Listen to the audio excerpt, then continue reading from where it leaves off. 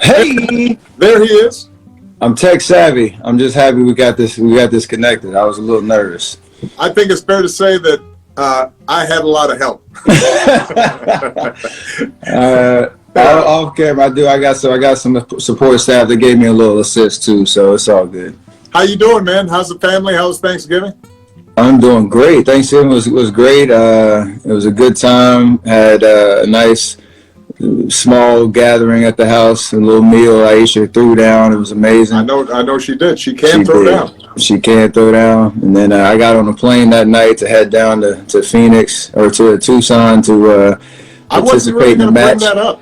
Oh, I had to bring it up because I know we've played golf plenty of times before. I know we've been on the same team once. We've been on opposite teams.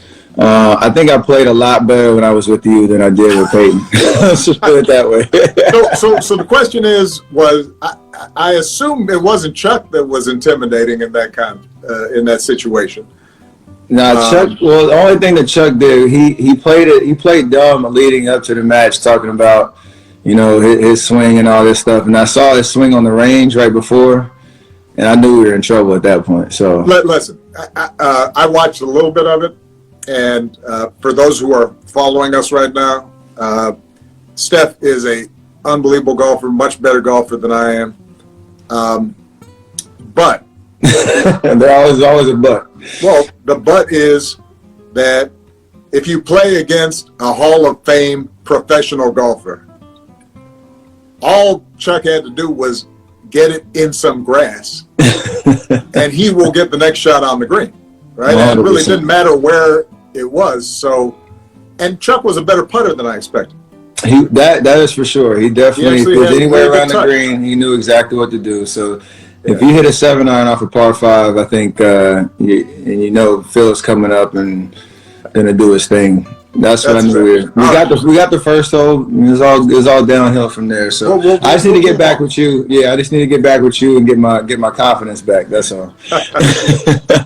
We'll make that happen. Absolutely. Now, I appreciate you taking some time to talk to me. I know you're a busy man. I know you have a lot going on and a lot of wisdom to share with a lot of different people. But obviously, I got this little amazing piece of work back here, and I know you have a lot of experiences and part of your journey to share. So I kind of wanted to kind of take a little step by step and some of the themes that are important to you that you want to share with the people through your book and obviously through this IG. So, speaking of like the pressures that we all feel like we face, I know as fathers, whatever career path you've chosen, trying to provide for your family, there's always that balance of pressure, right, between finding success in your career versus, being there, being present with your family. Right. And I can't imagine if we feel this, as a professional athlete and any other walk of life, that as the president of the United States, that was, it felt exponentially higher. And I just kind of want to start there in terms of, having been through 8 years of your presidency and now, out of office, how would you frame that experience of balancing all the pressures in life, knowing that you wanted to succeed at everything? Well, look, I think that a lot of the book, it talks about the fact that although the White House is obviously different and the presidency is different, in a lot of ways it's a job, and the White House was where my family was living, and the same kinds of issues that I think we all struggle with, that was part of our journey. I'm pretty blunt in the book about the fact that a lot of times during my political career, Michelle wasn't feeling the amount of time and stress that I had to devote to what I was doing. She believed in the work, but she also felt as if, this was exposing our family to stresses and putting us out there in ways that she didn't always feel comfortable with. I'm pretty honest in the book about, she was not wild about me running for president. And I don't blame her because we had already gone through a lot. Even before I'd run for president, I'd been involved in a U.S. Senate race, and I was traveling the country and missing, events at home, and the burden was on her because one difference between being a U.S. senator running for president and, let's say, a all NBA basketball player, right, is you still have some financial strains when you are a U.S. senator, and you got two households, and because I was going back and forth from Washington to back to Chicago, and I describe in the book, I said, look, the times were tight. Michelle had to work still. She's got two little kids. So figuring that out was challenging. One of the things that I write about that we were worried about was how would it be to raise kids in that kind of environment. And I know you and Ayesha are experiencing some of this. Just by virtue of their being your kids, they're in the limelight in some ways. And Michelle and I understood, I think, kind of early on that that's a double-edged sword, and we wanted them to have a normal experience of growing up and being able to make mistakes and not being scrutinized and commented on about every single thing that they did. And we also wanted to make sure suddenly we're living like normal middle-class folks, and then the next thing you know, they're butlers. And as we talk about the fact that we had to tell the staff at the White House, look, the girls have to clean their rooms. We're not having them clean their rooms. Principles, discipline. Yeah, they need to learn how to do that. And we were worried, would they end up somehow not having a sense of reality? And that part of the reason I think we were able to keep them grounded was because we ourselves reminded ourselves, look, we're just here temporarily. This is a blessing. It's an opportunity to serve, but this is not who we are. And it helped also to have my mother-in-law. Anybody who knows Michelle's mom, she's like salt of the earth, no pretension, wouldn't put up with any kind of attitudes or fuss out of Malia and Sasha, and that really helped. And I'm sure you guys with your grandparents can be lifesavers. They can. They have been in our experience for sure. Absolutely. Especially when they carry the same temperament and perspective as you in terms of not getting too big headed. Like you have the highest office in the land, and that could mean a lot of great things. But your kids don't have them. They don't have that. That's my mother-in-law literally said that to Malia and Sasha. They were acting up one time, and she looked at him and she said, y'all do understand you haven't done nothing. Y'all are just along for the ride. It's real talk, though. Yeah, I mean, if you get elected president someday, maybe you can tell me what to do. Yeah, but not now. Go do your homework. I know as like a father, you have a sense of leadership, and you need to direct and make those tough decisions. And obviously, you and Michelle battling through the ups and the downs together. But in terms of like the leadership perspective, obviously you're also accountable for a staff and an administration that is looking at you for guidance and leadership. And they can't compare me and my locker room to the White House, but in terms of the position I'm in and being the oldest guy in the locker room and having leaned into that leadership, you're an old man. I didn't say all that. I just said I'm the oldest. That can mean I'm a young old. So in terms of leaning into that leadership and mentorship side, are there any examples of where that materialized for during your first term, and some tough decisions or some ways that you leaned into that role as president?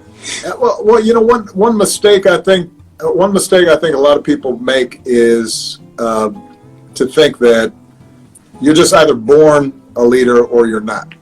When in fact, leadership is like anything else. It's a skill, and there are a bunch of different ways to do it. I've known people who were great leaders, but were really soft-spoken and weren't always trying to seek attention. I think that the thing I try to communicate in the book, and I learned this. I wasn't always perfect at it.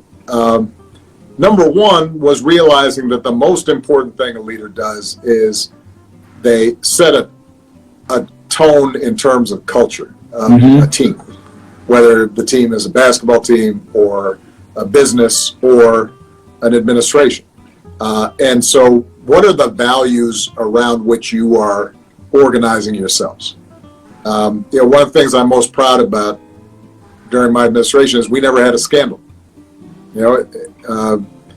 And the reason was that, I felt it was really important, if you have been elected to serve people, that's why you're there. And we were very clear to everybody who was serving, look, if you're here because of something other than service, then this is probably not a good fit for you. If you're interested in leveraging this to make money somewhere down the line, well, there were a lot of other ways of making money than being in public service. If you're interested in the attention, well, you know what? Right now, we got a job to do. So I think being clear about what your values are as an organization, that's part of leadership. The second thing, and this I know you can relate to because there's a direct analogy in basketball or any team sport,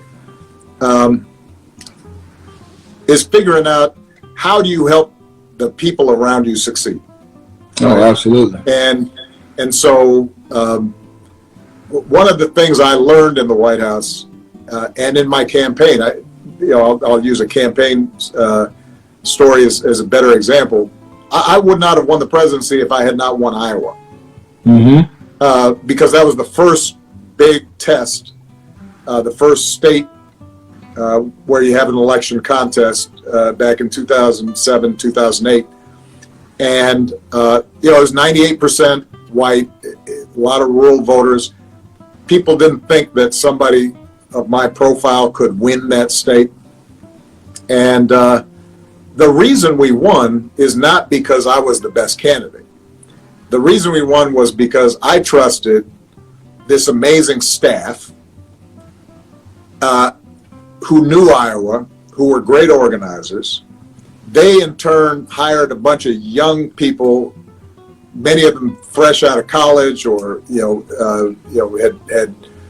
didn't have a huge lot of experience, but we trusted them to go into these little towns, talk about what we were about, talk about healthcare and jobs, but also listen to people, find out what they believed in, what they cared about. And at the end of the day, the reason I won was because we had empowered this whole team of people to go out, and they made relationships and figured out what our message should be and brought people to the polls, or in that case, the caucuses. And I think that's the second thing about leadership that I always try to emphasize. If you can figure out how to empower the other folks on your team so they're doing great, that's good for you. And by the way, they'll feel good about your leadership because they're seeing that you're invested in their success. And I think the mistake a lot of folks make is to think being a leader is how do I dominate and stay on top of other folks. Right. And if you have that kind of approach, your organization, whatever it is not going to be as good as it should be. And by the way, you're not going to have the same tight bonds, so that when inevitably something goes wrong, you got other people to pick each other up. 100%. You said surrounding yourself with good people that have similar mindset in terms of what is the ultimate goal, and to your point, the opportunity to have that shared experience of success, and it's not being all about you. Is Right. I got some construction going on around here, so hopefully you can still hear me. That's all right. I can hear you fine. But that's important. I feel like every time you see us on the floor celebrating championships, and even if you don't win, there's still that respect of the people that's from your right and your left that you get to go to war with. That's and they look at the top, and they can see that authentic approach that you just mentioned around. Do you have their best interest, even if you don't agree all the time, even if there's some hard times, hard conversations, that you always That's have exactly that sense of. We call it trust, care, and commitment. I learned that back at Davidson when Coach McKill used to say, like, you can have all type of tough spots and disagreements and growth, but at the end of the day, that authenticity of looking out for each other, knowing that you don't achieve anything successful by yourself, you got to live that out. And so, no, that's exactly right. I mean, probably the book ends with the raid to get Bin Laden, and I kind of lay out step by step how that happened. And when you look at all the moving parts and the hundreds of people who, under complete secrecy, had to, operate at the highest levels and trust each other, everybody from the intelligence folks who figured out meticulously the detective work to figure out where he was, to the Navy SEALs who, built a whole compound just like the compound in Abbottabad, Pakistan, and practiced and trained, to the translator who, in case the neighbors came around as the helicopters landed, could tell folks, oh, this is just a military affair, go back into your houses, to the dog, the canine, who was on the helicopters, and to the diplomats who had to manage the fallout. You look, and it's a perfect example of what you described, and that's part of why I end the book, because I want people to see when government works, when any important thing happens, it is because we're doing it as a group, collectively, with a shared sense of mission. And when that falls apart, I don't care how much talent, how much money, it will not work. Things will break down. And that's, I think, one of the biggest themes of the book, because that applies to America as a whole. Right? 100%. We're in a moment where we're really divided right now. And it's just really important for us to remind ourselves, when we send a man to the moon, or we defeat, the Axis powers in World War II and defeat fascism, or any of the seminal moments of American history. There may have been a leader who helped make that happen, but it's thousands, hundreds of thousands of people, who are involved in that success, and that's, I think, has to be where we get to. That's why I called this book A Promised Land. Mm-hmm. We're not there, just like Exodus and coming out of bondage. We're right now in the midst of that wandering, 40 years in the desert, and it may be it's our kids or our grandkids who get there. But what I know is that in the same way, biblically, when folks start turning on each other and worshiping false idols, it makes us more lost. If we're to make progress as a country, it's going to be because we get past some of these divisions that have in some cases been around for hundreds of years. I got to bring it back to the beautiful First Lady, Michelle Obama. I know everybody sees, the polished product when you come out and you give your speeches, or when, you have that stature about you. I always have this kind of imagination that right before you come out, like you and Michelle just had some real serious conversation. She gave you some good wisdom right before you turn the corner. Because that's my experience with Ayesha. That's what I know. She keeps it real and always kind of, there's a little gem of some kind of idea that I wasn't even thinking about. I'm like, you know what, you're right. I need to implement that into what I'm doing. Can you kind of maybe give us an example of maybe a hard decision that Michelle was instrumental in helping you land in the right spot, or somewhere that she influenced the way that you presented yourself? I think we've been married almost 30 years now, and so she's so woven up in me, and like I don't even know. Well, did I used to be like that, or right? Has she just been training me all this time? So now I'm this way. It's interesting, though. A lot of times with Michelle, in really stressful moments, the thing that she's really good at is actually making me laugh. Like I write about how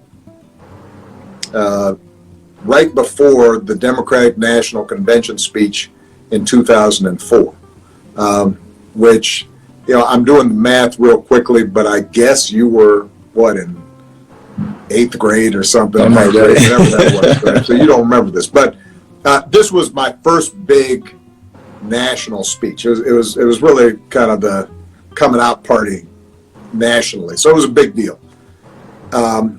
And it was sort of a surprise that I had been selected. I wasn't even in the Senate yet. I was still in the state legislature. It was very rare for somebody like me to get this, millions of viewers. And so I'd written this speech, and I knew it was good, but I'm feeling a little bit like, man, I wonder how this is going to go. Right. So she comes up. I'm about to be announced. And she comes up to me and she looks at me. She squeezes my hand, and she leans over real close, and she says, "Honey, don't screw it up."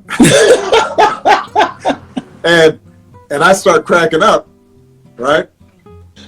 And that was perfect. That's what I needed. Right. If she had said, "Oh, honey, I'm so proud of you," I would have still been a wreck. But right, 100%. When she said it like that, then I got you out your own way. And that was exactly what was needed. So, look, she's been such a powerful partner for me in so many ways. The most important things she's done that helped me become a better president was reminding me of my other responsibilities. Because her insisting that I was going to be home for dinner at 6:30. Her attitude was, look, we're starting dinner because I'm not going to have these girls waiting for you and wondering is daddy. Dinner's served at 6:30. I would advise you to be home at 6:30. Mm-hmm. And so I just set up my schedule so that no matter how busy I was, unless there was a genuine emergency, I was home at 6:30, had dinner, read to the girls, helped them with their homework.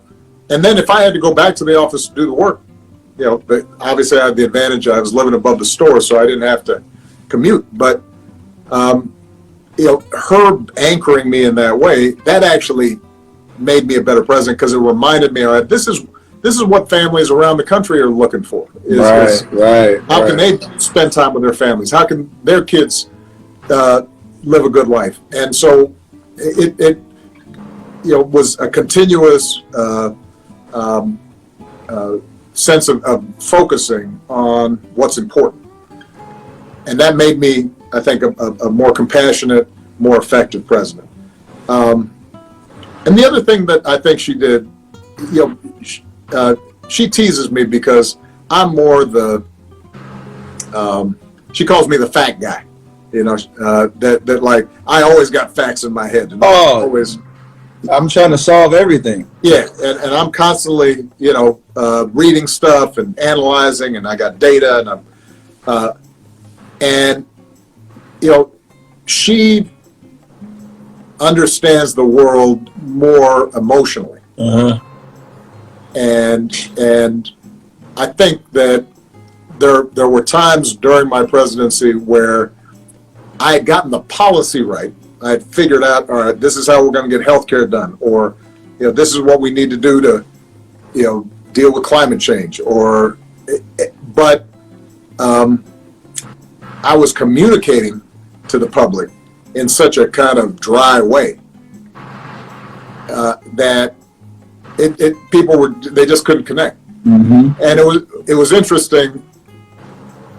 During the campaign, I was telling stories and connecting with people, but once I'm in the White House, now I got to be serious all the time, and I've got to have these formal press conferences, and I've got to give all these statistics, and she was always good about saying, hey man, why don't you tell a story that people can relate to? Why don't you, instead of having a formal press conference, why don't you do something fun that people might actually want to watch?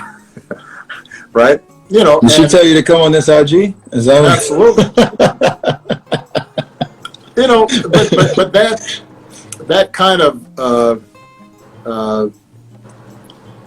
when I talk to younger people now, a lot of my staff, they're coming to the age where they're starting to get married, have kids, etc., or they're thinking about it. They've been with somebody for a while. They're wondering, should they take the plunge? And what I always, what I say to them is, look, nothing's better than having a partner who is complementary to you, right? That sees things you don't, that has you covered on some blind spots, that can teach you something. Now that means that there's probably going to be a little more friction, because if they're strong-minded and they've got opinions, they're not always going to mesh. And I describe in the book the fact that Michelle and I are temperamentally different.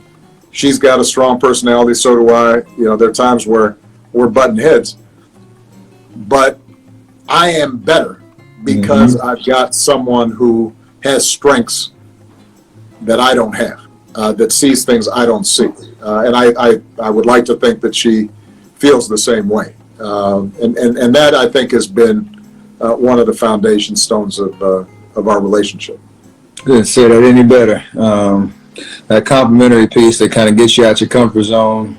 Yeah. And if you have that mutual respect and you're on the same level where you value each other's opinion, and you try to integrate that into how you're seeing things and how you react. And to your point, over the course of time, you might get confused. You don't know if it's your thoughts, her thoughts, y'all both thoughts. Like it does catch you off guard, and it's the best thing in the world. So just the way that you demonstrated that, again, through all the stresses of the highest office in the land, like that to me is one of the most amazing accomplishments, and the way that you've kind of inspired, relationships of all kinds all across, our country and the world.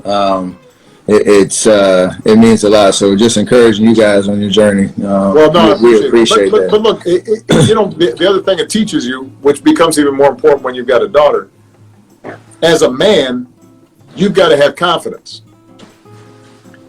in seeing the strength of your wife and partner, rather than wanting them to make themselves small. Mm-hmm. To pump you up.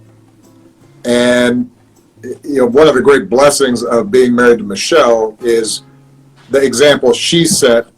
Now I don't have to worry that Malia and Sasha are ever going to kind of dim their light, because somehow that's supposed to be the role that they play, because that's just not that's not what I want them their lives to be. I want that light to shine, and I want them to find people in their lives that love that light and love to see that shine. Absolutely. I want to bring it kind of towards some current events in terms of like we just went through an election. Hopefully we'll have a peaceful change of power, and I think with all that's happened over the last year, and that's kind of been exposed in the conversations that have been happening that need to continue, how would you advise us as citizens, no matter where, what walk of life you're in, to kind of continue this pursuit of social and racial justice in America. And I say that in terms of, we don't have, loud protests, every week. We don't have the news coverage as much as we might like to. But I think we all have a voice and a platform, and whether that's, through social media, whether that's through our families, our workplaces, what have you. How would you advise us, going into 2021 to continue these important conversations that we need to have, to not, lose the momentum that I think we've gained over this last year, no matter how hard, some of these things have happened? Well, look, it's something I spend a lot of time thinking about, and I write in the book about how after my election, and I saw this coming and I was worried about it, I think there were a lot of people felt like, whoo, we're done. Right. Barack's in office now, change is here. And we had a big financial crisis, and we had 2 wars, and you had a big chunk of the Republican Party that were going to refuse to work with me. And, so no one event like an election settles things. Democracy is this constant process, and you're never done. And so I was really, I felt so optimistic this summer after the tragedy, as heartbroken as I was, to see the response to George Floyd. I was, we talked about how proud I was of how young people engaged, got involved, people from all walks of life. How proud I was of you and some of the other high-profile athletes who, were very clear in their convictions and expressed them in ways that, didn't leave any doubt in terms of the demands of justice, and then translated that into actually voting and, really specific organizational efforts. But you're absolutely right to now say, okay, what's the next step? Well, number one, I hope people know just right away, anybody who's listening in Georgia, there's another election coming up, a special, the runoff election after the Senate election. You've got 2 seats at stake in Georgia. Mm-hmm. And, man, that's important because that'll determine who is in charge of the Senate. Mm-hmm. And anything that Joe Biden and Kamala Harris want to do has to go through Congress. It has to go through the Senate. And if we are able to win those 2 seats with people who want to pursue voting rights legislation or criminal justice reform legislation, that is important. So pay attention to that. Make sure you're registered and make sure you vote. The other thing that I've spoken about a lot, and you're absolutely right to say everybody can be involved in this, is so much of the change people aspire to after the George Floyd tragedy happens at the local level and not the federal level. And so the mayor of cities appoints typically the police chief. There may be an elected school board and they have meetings. There are negotiations between the police and City Hall about what does their contract look like and how are police held or not held accountable. How are the district attorneys or state's attorneys approaching cases and how do they think about diversion, for example, of nonviolent drug offenses and treatment and education as opposed to incarceration. A lot of that stuff is happening at the local level. And that's where just a pretty small number of individuals, or, a group of churches, or a coalition of young people can have an impact. It's harder sometimes to affect what happens in Washington, but in your local community, you can actually show up at these meetings and ask questions and promote this kind of work. And one of the things that we're doing with My Brother's Keeper, which, you and Ayesha supported, our goal, and then we started after the Trayvon Martin death as a response to make sure that we're getting to some of the root causes of racism and structural injustice. One of the things that a lot of these MBK communities have focused on is putting together handbooks and manuals and training programs and policy recommendations for cities. And in some cases, we've asked, one of the things that we did after the George Floyd murder was to insist on cities taking a pledge that they were going to move this process forward. And hundreds of cities have actually signed up. And so that's one way, if people are looking for ways to plug in, they can go to Obama.org, sign up to see if there's a My Brother's Keeper community in their area. If not, you can start one, but that's a place where you can immediately start getting information about concrete actions we can take to reform and improve the system.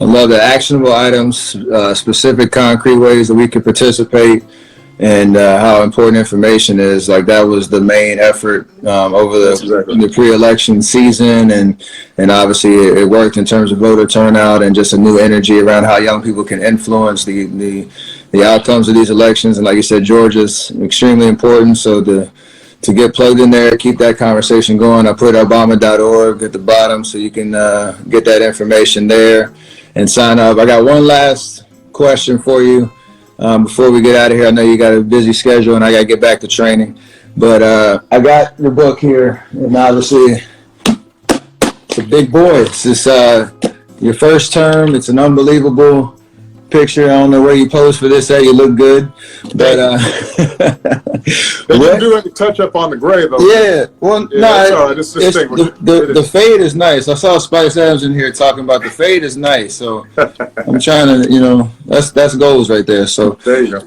Just what would be one takeaway that you want people to know from the book, and why you wanted to put the time in to bring this to the people after your presidency? The main takeaway, especially for young people who read it, and whether you're reading it or there's an audio book, some folks. The audio book's you, right? Yeah. So folks who want to soak it in that way. My main takeaway connects to what you said just before, which is I want people to read this and say, okay, you know what? Actually, I have a better sense now of how our government works. I have a better sense of how the world operates, how power operates, how decisions get made that influence the world around me. And my voice, my ability to impact that is more significant than I thought. Part of the reason that I wrote this, tracking my journey as a young man through the presidency, was so that people would look at it and say, oh, well, he's smart, but, he's not a rocket scientist. He's not Einstein. He's a good speaker, but, he wasn't always a good speaker. He obviously had some talent, but, man, he made a lot of mistakes, and, he had some stuff that wasn't working out for him, and he was disappointed and stumbled and sometimes got embarrassed, in public. I write about how, first couple of debates I was in, man, I would stumble through my answer, and the buzzer would go off, and like I was halfway through my answer. I was terrible. And so the reason I want folks to see that is so that if you're coming up and you want to do something, whether it's around criminal justice reform, or it's around climate change, or it's around, inequality, or kids getting a better education, whatever it is, I want folks to read this and say, I can do that. Now, you may not end up being president. You may not want to. Right. You may not run for public office, but what I want people to be able to see is this idea of government of, by, and for the people. It actually can happen if you get involved. Right. The reason that so much of our public life is governed by, or at least seems to be governed by, greed and power and cynicism and folks want to take advantage of other people is so often because the rest of us just sit back. Because we kind of think like, well, I can't make a difference. I can't do anything about that. And the more cynical we get, the less involved we get. And then the more disappointed we are in the outcomes. And it gets to be a vicious circle. And what I want to communicate is, look, put yourself out there, get in the arena, right? Take your shot. And yeah, it's not going to be perfect, and you won't get everything out of it that you want, but you will have more power than you understand if you just let it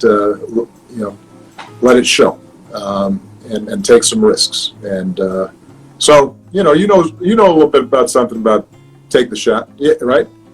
Well, I was gonna end with that because I know our season's starting up, and we all saw the video. We all saw the ratchet that you got. We saw the effortless. I'm lefty right now. The effortless motion. I just want to know, can I borrow? That's what I do. That's what I do. Can I borrow that? Did you notice, by the way, that I wasn't sure with the mask on that everybody had properly heard me. I had to pull it down and repeat it. You gotta let them know. Listen. Then you hit him with the Larry Bird, put the finger up as you walked out. I know. Yeah, just let them know. Look, the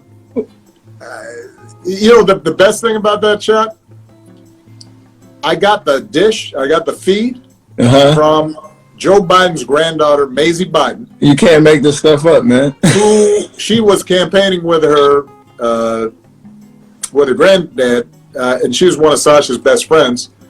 And I had coached her in rec league when she was 8, and she was like the LeBron James of the league. I mean, she was really good.